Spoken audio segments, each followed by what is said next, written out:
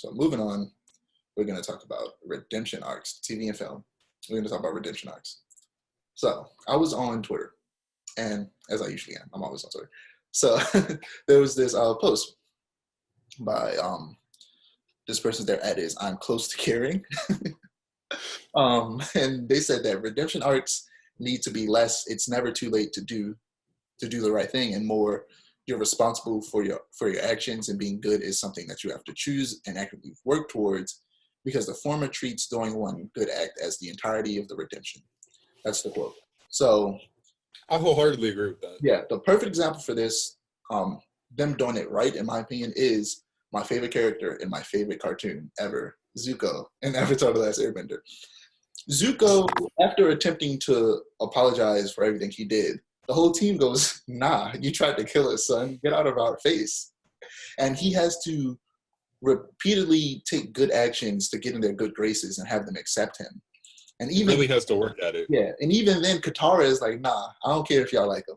Get this man out of my face. And it takes her a while before she actually goes, you know what? You're cool. It literally takes him going out to go murder her, the person who killed her mother, for her to finally go, you know what? You're cool. He doesn't just do one good thing and all of a sudden they're like, you know what? Come join our side. He has to build up to it. He has to actually earn it. Like the person said, you're responsible for your actions, and being good isn't something that you choose. You have to actively work towards. He actively worked towards it, and he became a good character. Something someone else said below it is they need to be more. They also need to be more men take it upon themselves to personally / individually repent for all their atrocities, and then hold themselves personally accountable for doing better and being better, unless redemption of a villain is responsibility of a woman. Because that happens a lot, to where the story basically makes it to where when a dude who did something horrible to a woman, whether it's abusive physically or emotionally, so he tries to redeem himself, and to further that redemption, they have the woman basically like accept his apology and like bring that person back into their lives. I'm like, that you can still have that character redeem themselves, but the woman doesn't have to bring that person back into their lives. Like that dude can go off and try to grow and be a better person on his own, and that woman can still want nothing to do with him. And that needs to be a regular thing that happens. For example, I know you've probably heard of this show but never watched it, but the Rooster Teeth animated show RWBY.